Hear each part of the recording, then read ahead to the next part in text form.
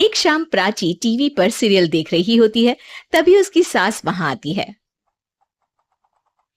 अरे सीरियल में तो ऐसे मग्न है जैसे आज रात का खाना पड़ोसी आकर बनाएंगे।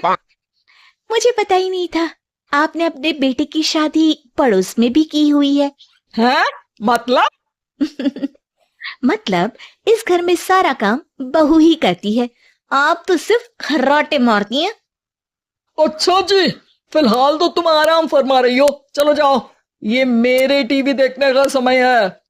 हाँ, इसीलिए मुझे भगाया जा रहा है।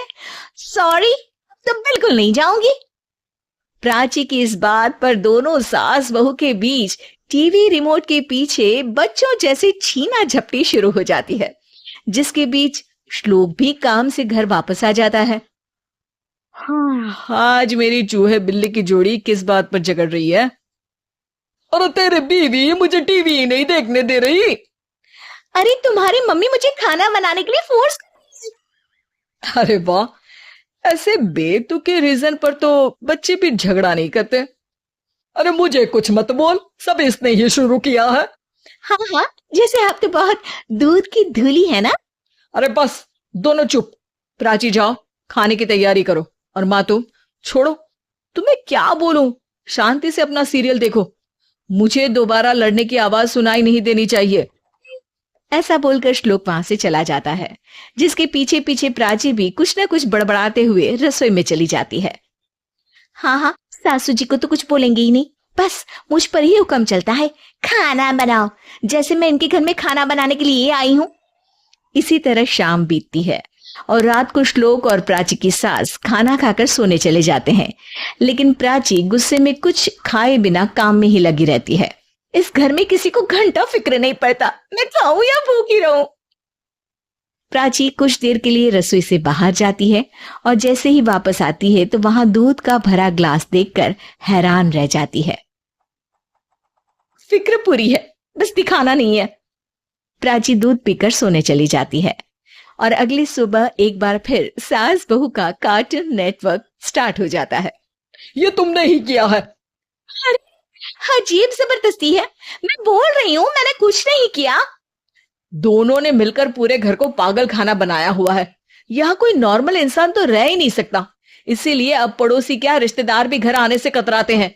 और सुन बेटे, तू भी चंगा, तेरी माँ भी चंगी, तेरी बीवी भी चंगी, रिश्तेदार। हाँ जी, आपको नहीं पता क्या, गंगाधर ही शक्तिमान है, रिश्तेदार ही। हाँ हाँ, बस समझ गया।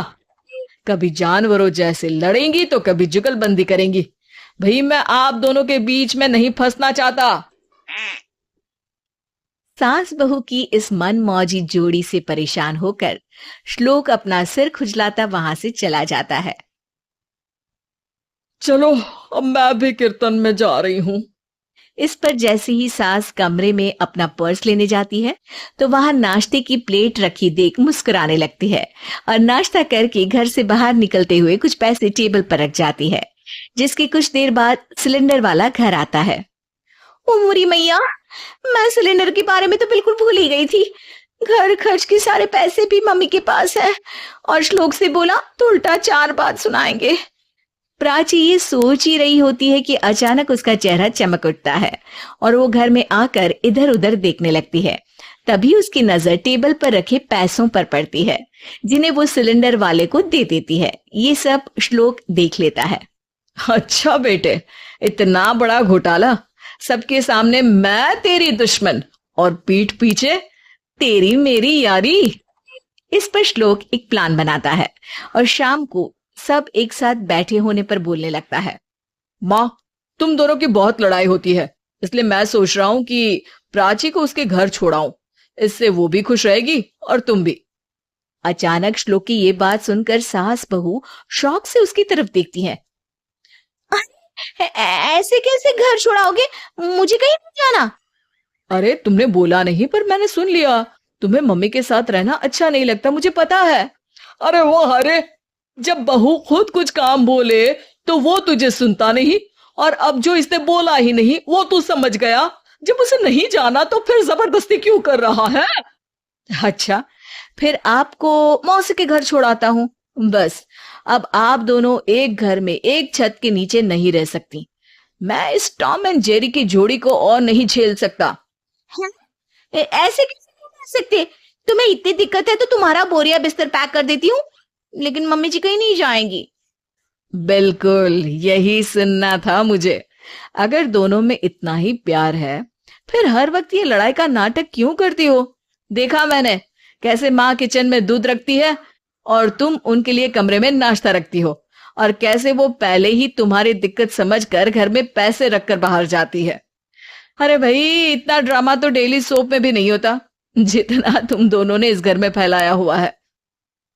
तू हमें टॉम एंड जेरी बोलता है ना, तो याद कर वो दोनों भी एक दूसरे को बाहर वालों की बुरी नजर से बचाने के लिए हमेशा सबके सामने लड़ते थे, लेकिन अकेले में दिक्कत के समय मदद भी तो करते थे। बस हमारा रिश्ता भी कुछ ऐसा ही है। और वैसे भी अगर सास बहू में तू मैं नहीं होती तो दुनिया वालों को कहानियां कैसे मिलेंगी?